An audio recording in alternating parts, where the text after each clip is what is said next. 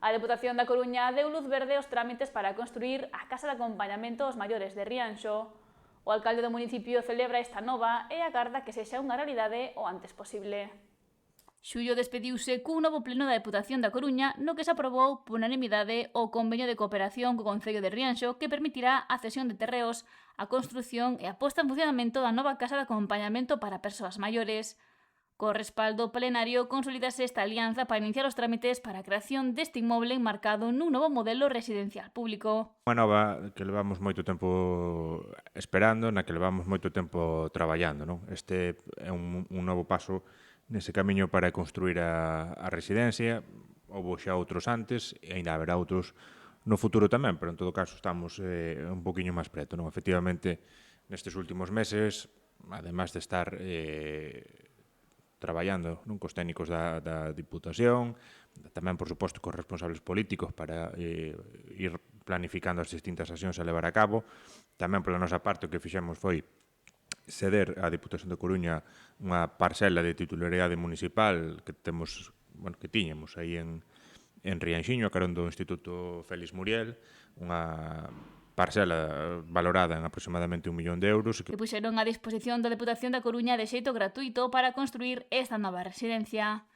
Bustelo sinala que o Concello foi avanzando neste convenio co ente provincial que se aprobou o pasado venres en pleno. A redacción e a elaboración do estudo xeotécnico, estiveron as máquinas tamén xa traballando ali, tomando mostras nas semanas previas, e tamén estamos comenzando a andar xa co proxecto de urbanización de toda esa zona, non? En paralelo, o que vai facer agora a Diputación da Coruña vai ser licitar a redacción do proxecto técnico e con iso despois licitar o proxecto unha vez que o teñamos para que as obras poidan comenzar o antes posible. Por tanto, un pasiño máis, unha boa noticia e que demostra que se van dando que se van producindo eses avances para que a residencia estea en funcionamento o antes posible. Ademais,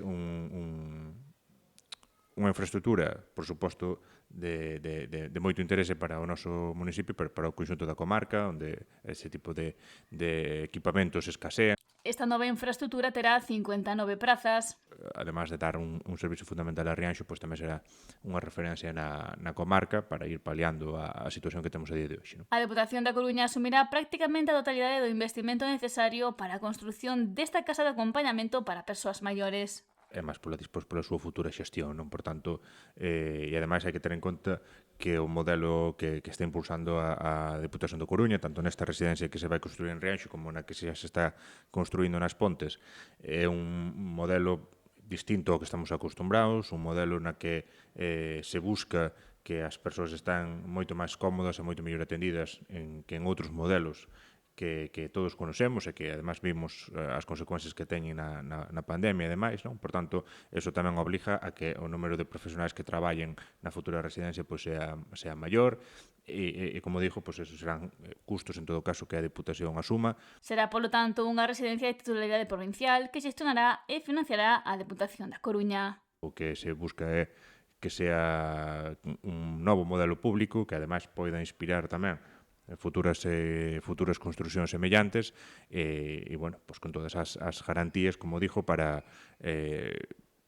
fuxir deses outros modelos que teñen outro tipo de intereses e que ademais pues, vimos tamén as consecuencias que teñen cando se dan situacións como as que se deron na pandemia, por poñer un exemplo que todos temos moi claro na cabeza, non? O alcalde de Rianxo remarca que é un proxecto de ámbito comarcal, 59 prazas que afirma poderán ser cobertas por persoas de todo Barbanza, polo que sinala que é preciso contar con máis residencias para poder atender toda a demanda.